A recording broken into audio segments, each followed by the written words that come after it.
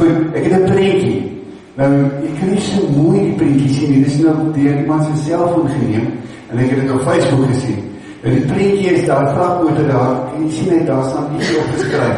Nou op die vragmotor staan, sorry, I'm not washed, we saving water. Nou ek sê dit ook rondom my kar. My kar is nie skoon nie, maar dit is eintlik meer neigheid as wat dit is, so water spaar. Maar wat het water gedoen? Water het 'n interessante ding in ons lewe gedoen. Ons het geleer die afgelope tyd om water te waardeer. Is maar so. Ek vroeger jare so met tande geword dat in die water so nog geloop en ons doen dit nou nie meer nie. Almal van ons tolkoppe, ingenieurs soos ons kan aangaan. Want ons weet, sonder water kan ons en die plante nie leef nie, nee. Maar as 'n interessante ander ding wat water ons ook geleer het, ons geleer om saam te werk. Want almal in ons huis spaar. Soos in jou huis ook so. Almal is bewus daarvan ons moet water spaar, so ons werk saam. Maar dit het ons ook geleer om te sê dankie. Is mos so, toe nou so paar weke terug gereën het, wat was die eerste ding waar jy gedink het? Ek wil nie water gaan rondhardloop, dit is ja. Ons eerste ding was, ek is so dankbaar, dankie Here, vir die reën, want dit is iets wat net die Here kon doen. Nou vandag is hier by ons as gemeente, is 'n spesiale dag. Dit is vir ons 'n dankie sê dag. En dit is nie net oor die bazaar nie. Natuurlijk gaan dit oor die bazaar ook. Maar wie, by die bazaar het ons agtergekom, soveel mense was deel daarvan. Wat hard gewerk het, mense genooi. Ek dink dit is Hermanus wat verskriklik baie mense genooi. Ek dink hulle in die honderd papiertjies het terug afgooi by boerdery. Maar sien nie, hulle nie, baie mense was betrokke by die bazaar. By die bak, en die regmaak, en die werk daar. Sy was al van vroegoggend daar, en so daar was baie mense, maar die gesindheid was so mooi. Het was my lekker om die vriendelike mense daar te sien. Party mense het op baie landplaas gesien, as mense wat vroeger nie weet, wat hulle kom kuier. En op 'n stadium, dit moet ek nou sê, was daar min mense. En die tafels was nog vol goed. Nou, kan dit mos nog gebeur, een van die dinge is mos dat mense graag wil hê, en die mense moet kom koop, want dit is mos 'n fondsinsameling ook. Dit is my so mooi, dat die mense nie gaan leer nie. Dat hulle nog steeds positief was, en dat er so stuk, amper so 'n klein stroompie water, en die mense nog steeds gekom. So ons het eintlik baie om voor dankie te sê. Jy self het ons baie ding om voor dankie te sê. Die feit dat ek hier kan wees vandag, is 'n wonderlike dankie sê vir die Here, nee. Nou ek sê toch sommer tongetjies. Ek het hierdie ding hier raak gelees. Kom ons wys hom gou daar vir hulle. Dit is 'n lewensles wat 'n ou sê sy pa hom geleer het. Nou hy het sy pa hom geleer, my kind, daar's altyd iets om voor dankbaar te wees. Al is dit soms om net dankbaar te wees dat jy nie dieper in die moeilikheid is nie. Nou kom ons 'n bietjie meer ernstig. Ons sê vandag ons dankie sê dag. Hoe sê mens dankie? Jy sal sê maklik. Jy sê bloot vir mens dankie. Totdat jy op 'n dag besluit om byvoorbeeld vir mamma 'n briefie te skryf. Of my vrou of my man 'n brief te skryf. Sommer net om te sê dankie. Dan ontdek ek, maar dit voel vir my om 'n koopte kaartjie, dankie sê kaartjie te koop, is nie goed genoeg nie. Want dit sê nie wat jy graag in jou hart sou wou sê nie. En as jy nou begin skryf, dink jy begin as jy vir jou ma of vir jou dogter of wie ook al 'n briefie sou wou skryf, begin skryf, dan gaan dit maar sukkel gaan. Dis mos so, Johan, as ek nou vir my vrou of my kinders so 'n briefie wou skryf, ek sou begin skryf, my liewe vrou, baie dankie vir die ma wat jy is, en dankie vir dit, en dankie vir dat, en dankie, en op die oud vir die mens, dit is so leeg. Want eintlik wil ons sê, dankie vir wie jy is. Ons wil vandag vir die Here dankie sê. En ek dink ook dis waar ons gaan begin. Dankie vir wie die Here is. Nou die kerkvaders het altyd gesê, die beste manier van dankie sê, is om te bid. Ek weet nie of jy dit geweet het nie. En die ouens wat in die Johanse klasse sal dit hoor, wat julle doen as die katekismus, nee. Nou, ek dink Kolossense, dis die stukkie, gaan vir ons help. Om so 'n bietjie met 'n ander oog te kyk, en vir God raak te sien vir wie hy is, sodat ons op die aand kan sê, Here, baie dankie vir die genade. So kom ons bid net gesang. Hemelse Vader, U is so ongelooflik goed vir ons. Dankie dat die genade op ons genoeg is, Dankie Here dat almal van ons wat hier sit, goed genoeg gesondheid het. Dankie dat almal van ons kos het om te eet, die voorreg het om in 'n bed te slaap. En Here, ons weet daar is ander mense wat dit nie het nie. Daar is mense wat vandag sal bedel. Daar is selfs mense wat môre, wanneer ons ons vuigeldronk uitsit, ons dronk kom krap, en die gemorsgoeders wat ons weggooi, om te kyk of daar nie iets is wat hulle daar kan eet nie. Here, dit maak ons skaam, ons so bly en dankbaar, dat U so goed is vir ons, en 'n hele klopie vir ons, het 'n familie. En baie dankie Here daarvoor. Dankie vir die genade en die goedheid, waarmee U vir ons so bederf.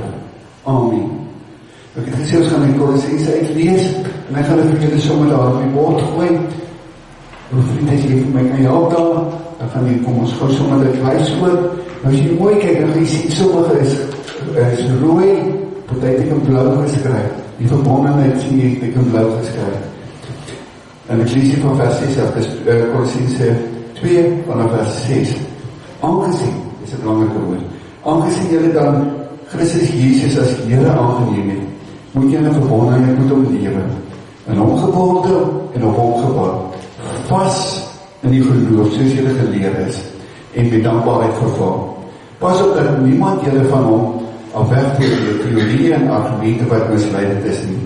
Dit is dinge wat berus op die oorlewing van mense, op wettiese godsdienstige reëls en nie op Christus nie. En hom is die volle wese van God liggaam, en in verbondenheid met hom deel julle ook in sy volheid. Hy is die hoof oor elke mag en gesag.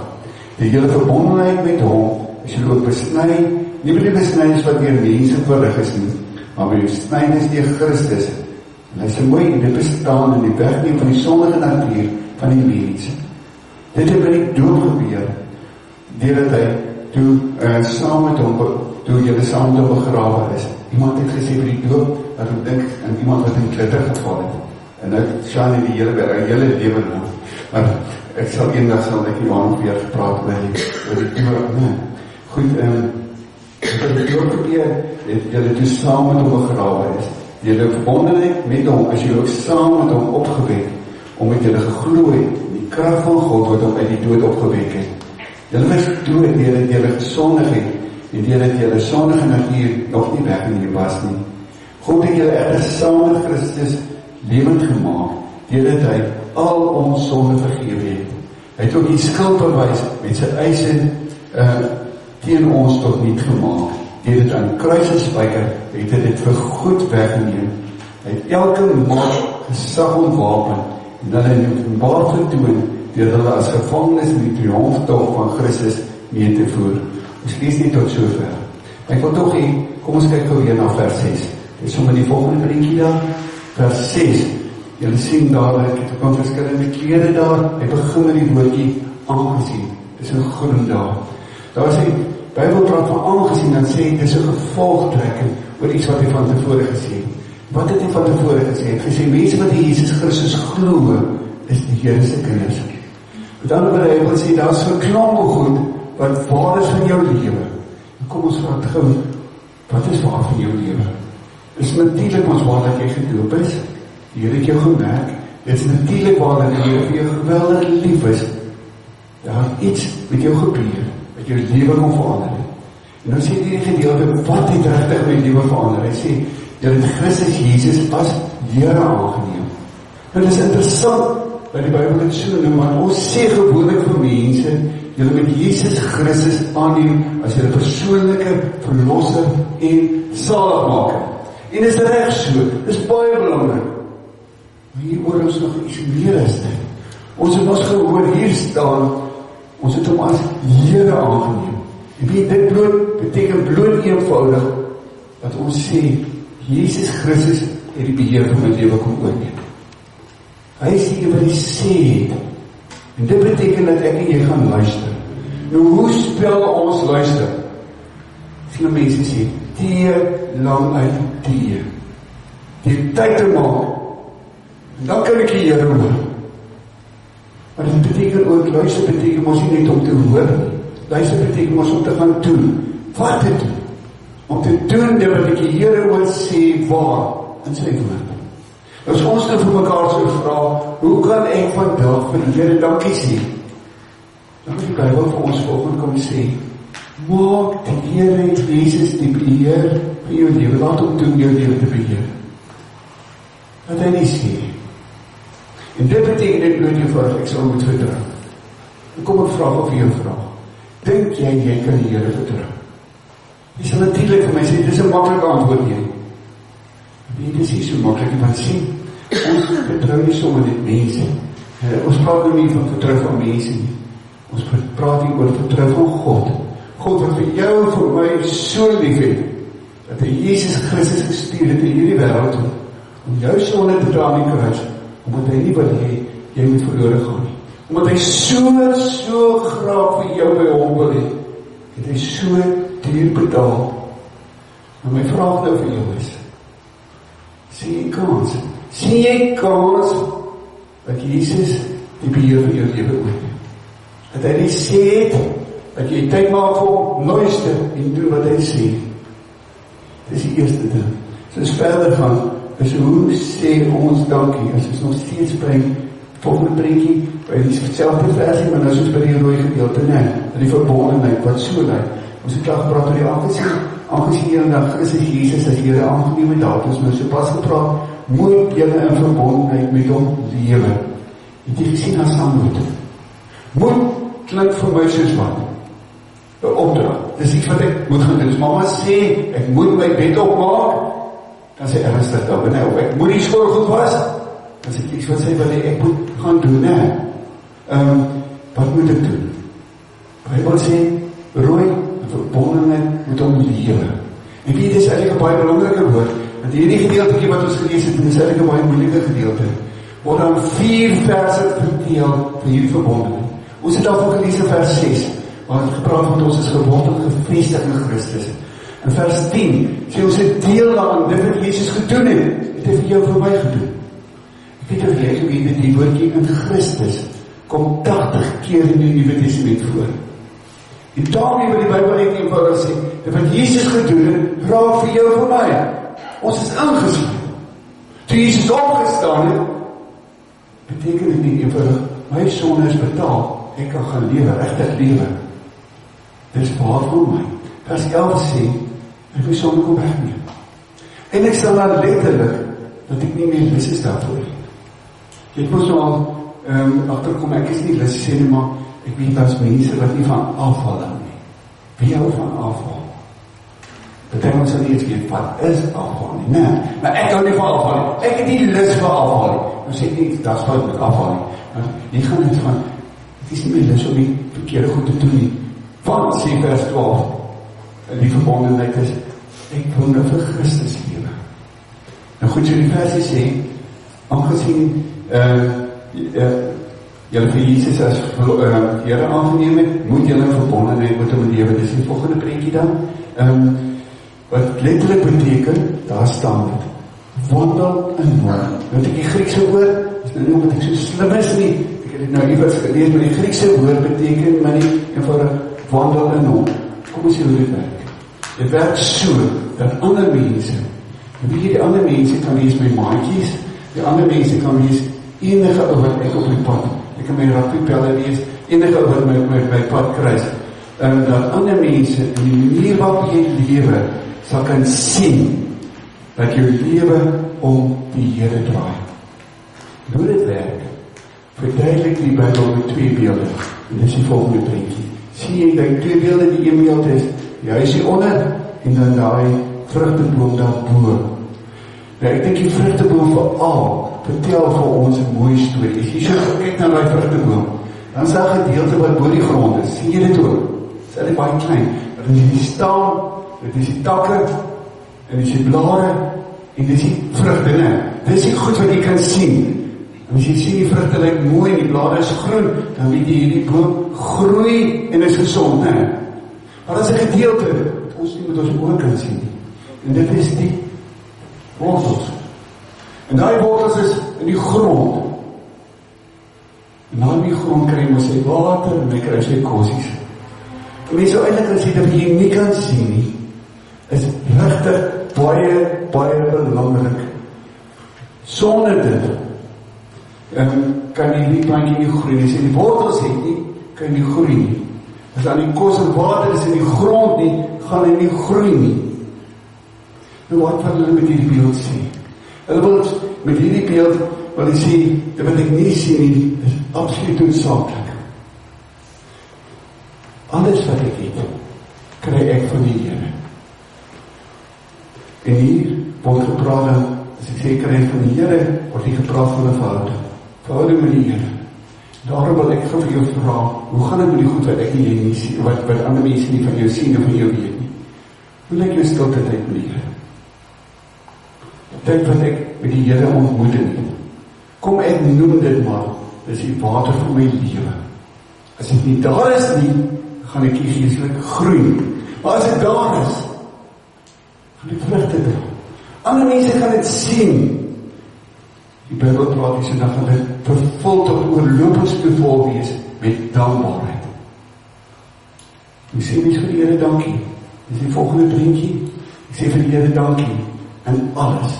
Waar jy alleen is en waar jy in ander mense se geselskap is, maar dit duidelik is dat jou lewe om die Here draai, dat hy die eerste plek in jou lewe inneem. En dis presies wat in die hele almal gebeur, sien ons daar in ander versies. En weet jy wat? Dit kan regtig waar wees in my lewe. Want sien, vers 13 en vers 14, die volgende prentjie, vertel vir ons nogal iets moois. In 13:14 staan dat God het julle egter saam met Christus lewend gemaak, deur hy ons al ons sonde vergewe het. En die skuldbewys, dis belangrik, en sy eise teen ons tot niet gemaak, deur dit aan die kruis te spyker, het hy dit vir goed weggeneem. Kom ek verduidelik dit vir julle met 2 konvertjies. Of, ja. Kan julle ook seker vriendse konvertjies? Wie kan seker vriendse konvertjies? Jy is verskriklik opgewonde as jy so 'n konvertjie gekry het, né? Vra maar wat jy wil. Dis die eerste ding, jy kan nie wag om by die huis in te kom voor dit kom oopgemaak het. Nee. Dis nie waar. Want wat staan in die vriendse konvertjie?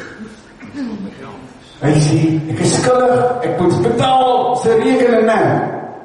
Is jy reg? So is jy opgewonde daaroor, al wat hierdie verkeer vir my sê is, Heinrich, jy beter betaal. En as jy nie betaal nie, wat gebeur met my? Ek is in gemors. Letterlik in die gemors, nee. So as ek nie kan betaal nie, dan moet ek iets gaan doen. Ek moet 'n ooreenkoms aangaan met mense. En wat ek gewoonlik maak is, ek wat is, dan sê, maar ek sal dit afbetaal aan paaimente. Nou, Jan het baie geld, so daar die Mercedes-Benz het in 'n kontant betaal. Ek jok. Ek betaal het 'n paaimente af, nee. Is ek reg? Maand vir maand.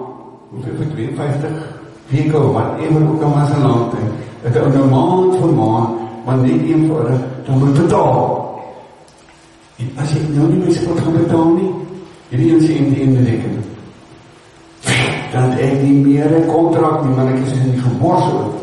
Dan kan my op die swartlys plaas. Dit is 'n verskriklike ding. Dan sê ek nog verder nie moeilikheid met interessant. Ons praat van 'n rekening. Daai tyd het hulle gepraat van 'n skuldbewys. Wat maar min of meer dieselfde ding is wat ons ken as 'n rekening. Maar wat sê hulle nou oor hierdie rekening? Die boodskap by wat is die volgende prentjie? Boodskap by wat sê vir ons en nadat julle daar, hy sê wat gebeur het. Nou die boodskap by wat sê te maklike manier van die Bybel vertaal, wat gebeur het, kan ook so gestel word. Ons elkeen, dis nou groot en klein, het 'n rekening van al ons sonde. Kun jy nou begin indink? Jy kan hier 'n rekening waar al jou sonde opstaan. Ek wonder hoeveel bladsye dit gaan wees. Ja, sê mos is dit nie so, sê maar kort rekeningkie. Maar as jy Heinrich, hy het 'n lang rekening van goedes. Moet lees weer, wat het gebeur het is dat ek dat so gestel word, ons elkeen het 'n rekening van al sonde, die rekening moet in die mens ons betaal, ons weet het. Wat met ons moes gebeur het, oor al die skuld is uiters slegte nuus vir ons. Maar God het egter hierdie rekening met al ons skuld uit ons hande kom vat. Kan jy vir jou indink? Dit is ongelooflik as papa jou rekening gaan betaal, nee. Want wat beteken dit? Ek is nie skuldig nie. My liewe papa was so nice, ek het my skuld betaal, nee. Wow, en jy sê hulle, wat het Jesus kom doen? God het echter hierdie rekening met al sy skuld het ons hande kom vat. Nou staan die skuld nie meer teenoor ons naam nie, ons rekening hang nou aan die kruis. Wow. Jesus wat ook aan die kruis gesterf het daar die skuld vir ons betaal. Dit het my nou laat dink aan die volgende prentjie. Party van ons betaal ons rekening per internet, nee. En dan vra hulle daar, moet hulle vir ons vertel dat ons rekening betaal is, die kennisgeving van betaling. Nou, ek ken jou nie daar, ek het het sommer net van internet afgetrek. Soos niemand van julle nie. Gelukkig skuld ek nou nie 12.000 iets nie, nee. Ek het anyway nie.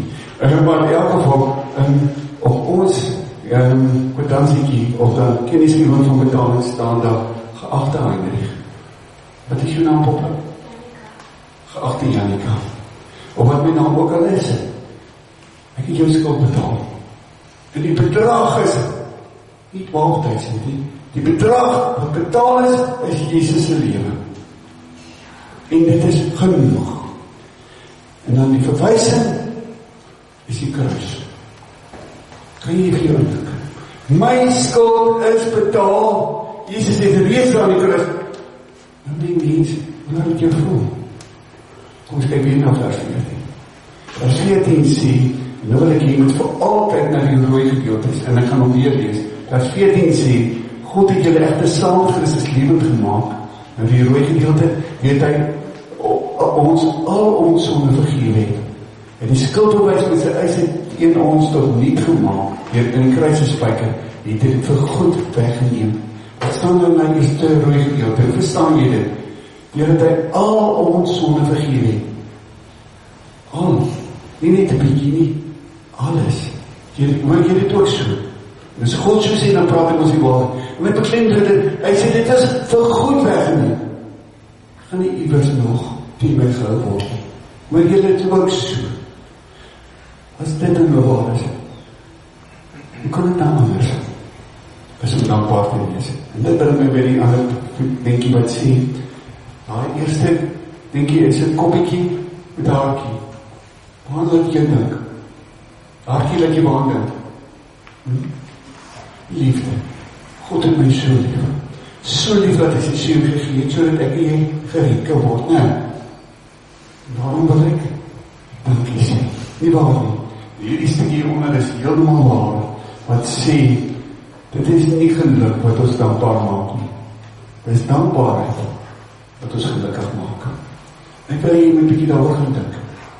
En dan vertel jy vir mamma of papa wat jy dink. Hoe jy dit verstaan.